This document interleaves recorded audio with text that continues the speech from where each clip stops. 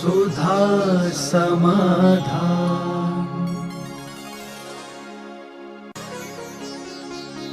नमोस्तु गुरुदेव। तादात्म्य संबंध किसे कहते हैं? ये संबंध क्या चारों गतियों के जीवों में होता है? संज्ञा लक्षण स्वरूप भेदात।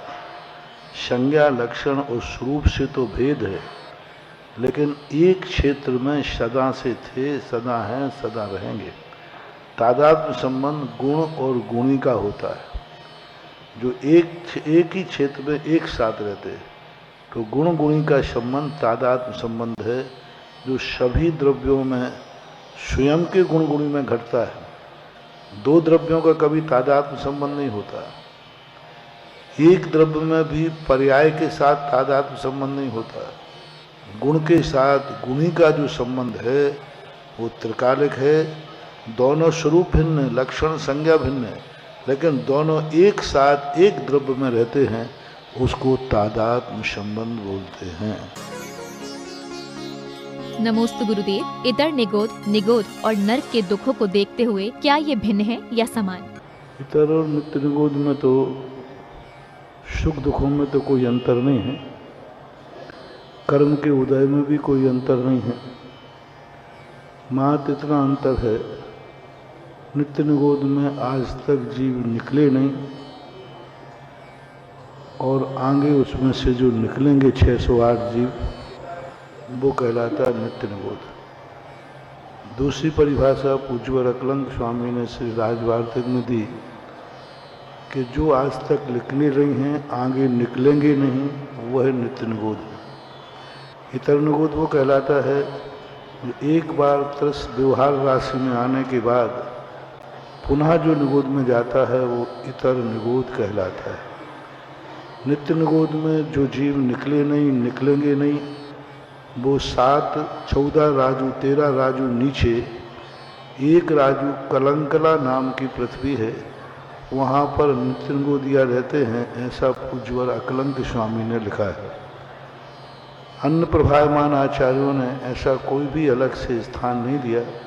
पूरे 3 लोक में ठसाठस निगोदिया जीव भरे हैं।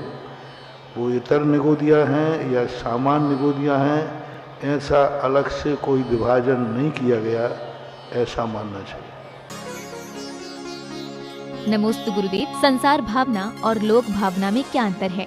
संसार भावना संसार के स्वरूप का वर्णन है। संसार किस प्रकार का, चतुर्गति दुखों का वर्णन। चतुर्गति में रहने वाले जीवों के सुख दुखों का जो वर्णन होता है, उसे संसार भावना कहते हैं। 3 लोक की किस प्रकार की व्यवस्था है, कैसा आकार है, कैसे समुद्र हैं, कैसे पहाड़ हैं, कैसी नदियां हैं, इसका स्वरूप क्या है, जो भौतिक, भौगोलिक और खगोल, भौगोलिक और खगोल जहाँ वर्णन होता है, उसको लोक भावना कहते हैं। जहाँ उसमें रहने वाले जीवों का नेचर, स्वभाव, सुख दुख का वर्णन हो, पंच परावर्तन आदि का वर्णन हो, उसमें संसार भावना कहलाते। नमोस्तु गुरुदेव। भूत, भविष्य और वर्तमान तीर्थंकर विदेह क्षेत्र में क्या पहले से निश्चित है? जैसे इसका प्रमाण ये है कि असंख्यात तीर्थंकर प्रकृति को बंद किए हुए जीव अधोलोक में विद्यमान है। धातकी खंड के तीर्थंकर पद को प्राप्त करेंगे लक्ष्मण आगे जाकर के, तो वो अभी से घोषित है, यहाँ है, यह जीव धातकी खंड का तीर्थंकर बनेगा। तो इससे सिद्ध हो गया कि कुछ तो निश्चित है ही। अब धातकी खंड में 2 स्थान हैं। विधेय क्षेत्र भी धातकी खंड में आता है, और भरत क्षेत्र, ऐरावत क्षेत्र भी धातकी खंड में आता है।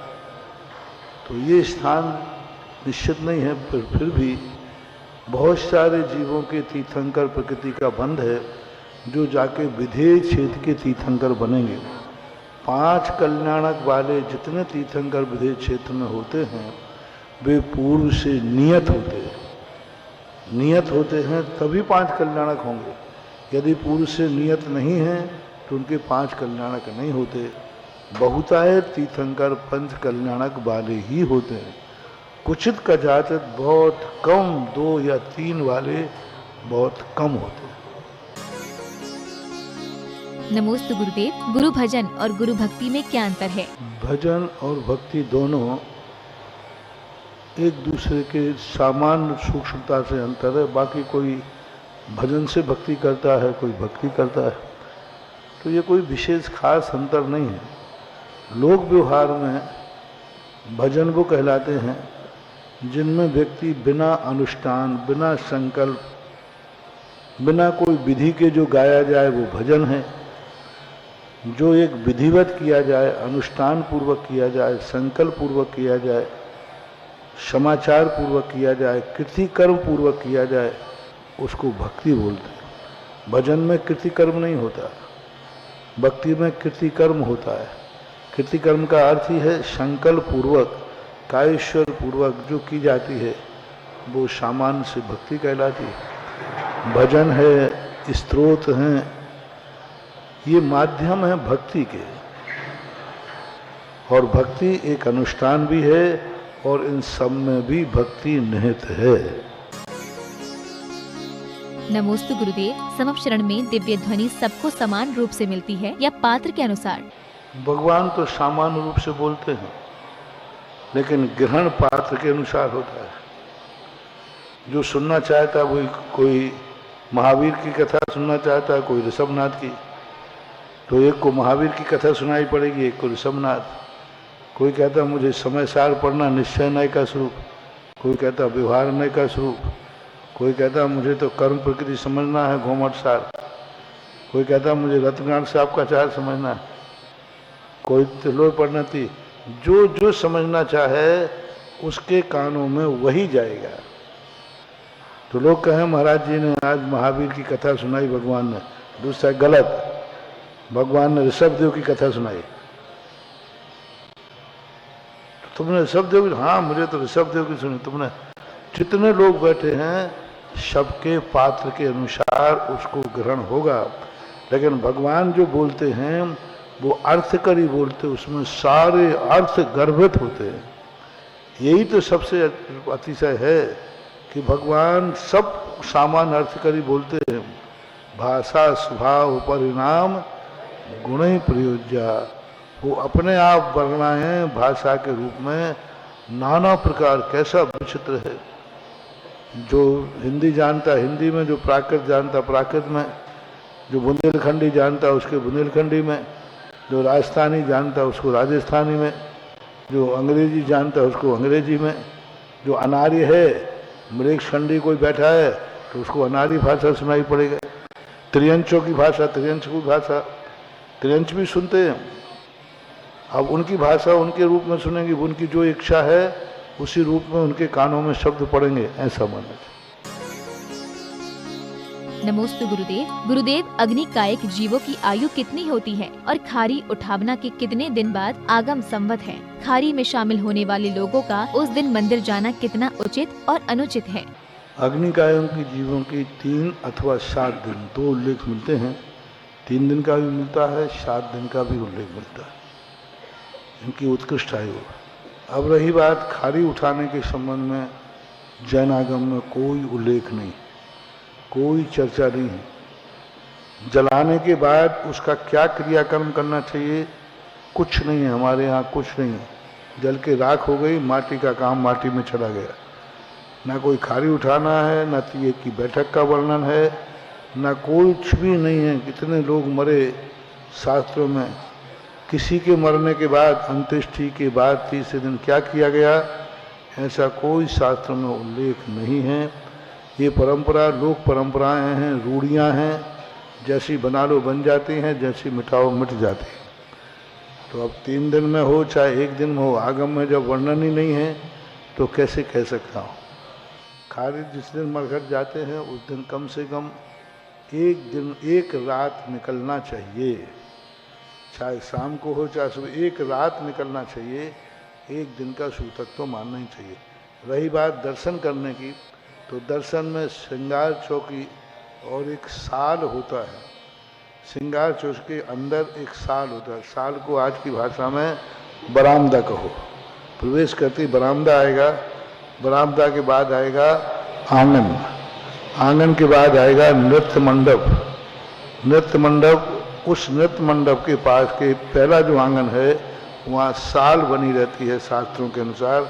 वहाँ साल तक वह खड़े होकर के भगवान के दर्शन कर सकता है।